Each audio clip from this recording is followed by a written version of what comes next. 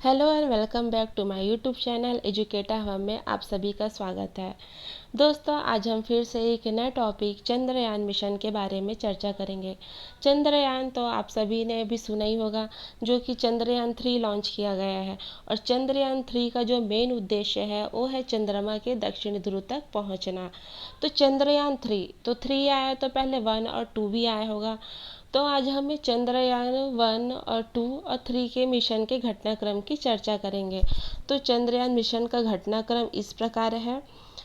चंद्रयान, ये जो चंद्रयान 1 भी बोल सकते हैं हम इसको, 15 अगस्त 2003 को पीएम अटल बिहारी वाजपेयी जी ने चंद्रयान कार्यक्रम की घोषणा की थी। ठीक है दोस्तों। फिर उसके बाद 22 अक्टूबर 2008 में चंद्रयान 1 ने कोटा के सतीश धवन अंतरिक्ष केंद्र से उड़ान भरी। फिर उसका आगे का देखोगे 8 नवंबर 2008 में चंद्रयान 1 जो है वो प्रक्षेपक पर स्थापित होने के लिए चंद्र स्थानांतरण परिपथ, जिसको लूनर ट्रांसफर ट्रेजेस्ट्री में प्रवेश किया। 2003 को घोषणा करी थी। 2008 में 22 अक्टूबर 2008 में सतीश धवन अंतरिक्ष केंद्र से उड़ान भरी और 8 नवंबर 2008 में प्रक्षेपक पर स्थापित होने के लिए चंद्र ने जो है प्रवेश किया। उसके बाद है 14 नवंबर 2008 में चंद्रयान 1 चंद्रमा के दक्षिणी ध्रुव के समीप टकराया। ठीक है, दक्षिणी ध्रुव के समीप टकराया और उसने चांद की सतह पर पानी के अणुओं की मौजूदगी की पुष्टि की। इसमें मेन पॉइंट क्या है चंद्रयान 1 का, जिसने पानी के अणुओं की मौजूदगी की पुष्टि की थी। ठीक है दोस्तों। फिर आया आपका 28 अगस्त 2009। इस दिन क्या हुआ था, इसरो के अनुसार चंद्रयान 1 कार्यक्रम की समाप्ति हो गई। उनका जो मेन उद्देश्य था पानी के अणुओं की मौजूदगी, उसकी पुष्टि कर दी और उसके बाद उसने 28 अगस्त को चंद्रयान 1 की कार्यक्रम की समाप्ति भी, मतलब चंद्रयान 1 एक प्रकार से सफल रहा। उसके बाद आपका सेकंड आया है चंद्रयान 2, जो कि 22 जुलाई 2019। ठीक है, पहले 2008 में था, उसके बाद आया आपका 2019 में। तो इसका हुआ 22 जुलाई 2019 में कोटा के सतीश धवन अंतरिक्ष केंद्र से चंद्रयान 2 का प्रक्षेपण किया गया। ठीक है, श्रीहरिकोटा के सतीश धवन से चंद्रयान 2 का प्रक्षेपण किया गया और 20 अगस्त 2019, 22 जुलाई के बाद 20 अगस्त 2019 को चंद्रयान 2 अंतरिक्ष यान चंद्रमा की कक्षा में प्रवेश कर गया। ठीक है दोस्तों। फिर आया आपका 2 सितंबर 2019।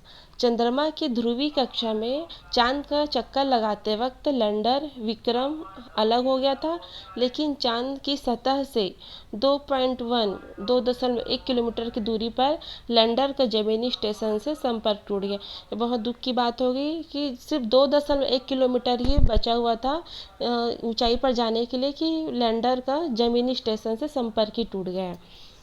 ठीक है दोस्तों। अब आया आपका तो चंद्रयान 2 तो यहीं पर ही समाप्त हो गया, जब उसका जो है संपर्क ही टूट गया।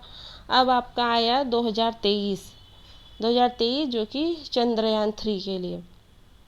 अब हुआ चंद्रयान 3 श्रीहरिकोटा के सतीश धवन अंतरिक्ष केंद्र में दूसरे लॉन्च पैड में उड़ान भरी और चंद्रयान 3 को सफ़र करने में लगेंगे कम से कम 40 से 50 दिन।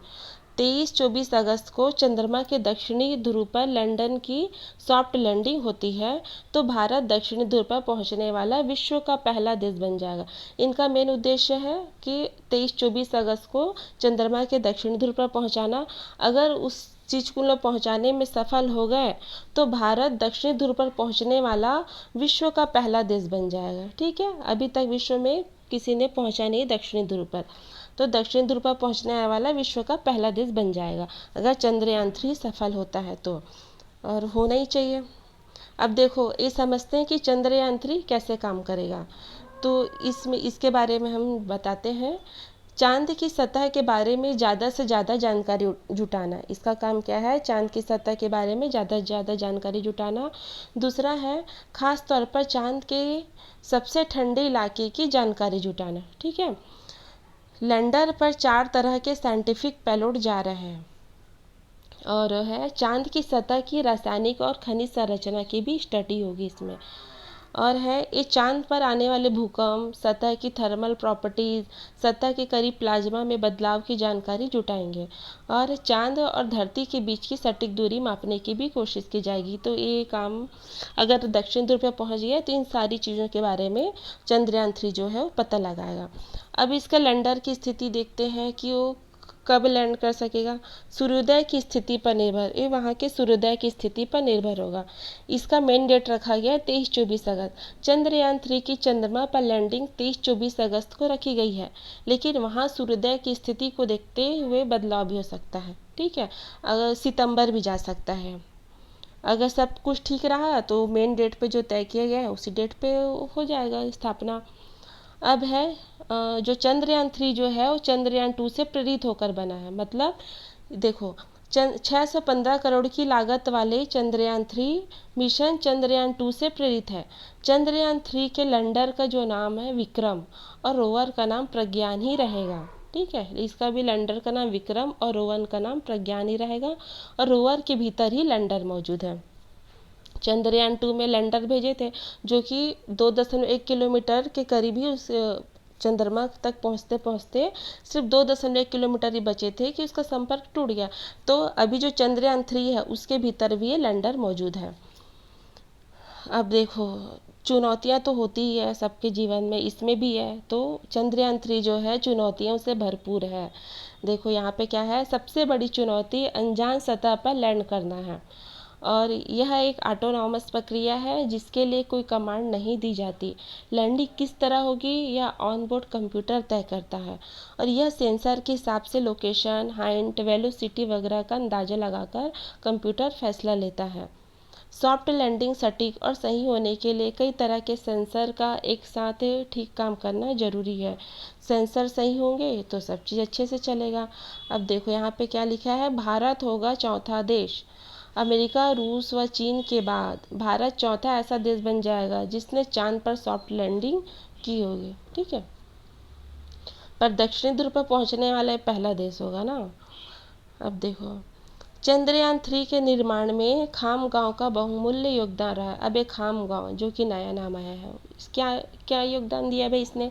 देखो इस चंद्रयान में खामगांव MIDC स्थित विकमशी फैब्रिक्स की थर्मल शील्ड और श्रद्धा रिफाइनरी के सिल्वर स्टर्लिंग ट्यूब का उपयोग किया जाता है। चंद्रयान में खामगांव से MIDC स्थित विकमशी फैब्रिक्स और थर्मल शीट को श्रद्धा रिफाइनरी के सिल्वर स्टर्लिंग ट्यूब का उपयोग किया गया है। और है आपका सिल्वर स्टर्लिंग ट्यूब में 90% चांदी और 10% तांबा होता है। इससे पूर्व जो यह सिल्वर स्टर्लिंग ट्यूब, जो सिल्वर स्टर्लिंग ट्यूब है वो चंद्रयान के निर्माण में उपयोग होता है। तो जो सिल्वर स्टर्लिंग ट्यूब है पहले विदेश से मंगाई गई थी, किंतु अब खामगांव में बनी सिल्वर स्टर्लिंग उपयोग में लाई गई। ठीक है, तो सिल्वर स्टर्लिंग ट्यूब का उपयोग होता है जो कि खामगांव से ला गई थी और इसमें दो जगहों से मंगाई गई थी खामगांव में, जिसमें विकमशी फैब्रिक्स की थर्मल शीट से और श्रद्धा रिफाइनरी के सिल्वर स्टर्लिंग। ठीक है दोस्तों, तो आशा है कि आपको ये वीडियो पसंद आया होगा। आप एक बार इसको रीड कर लेना। धन्यवाद दोस्तों, अगर पसंद आए तो लाइक ज़रूर कीजिए, सब्सक्राइब ज़रूर कीजिए। धन्यवाद। और आज हरियाली का त्यौहार है तो आप सभी को हैप्पी हरेली। जय जोहार।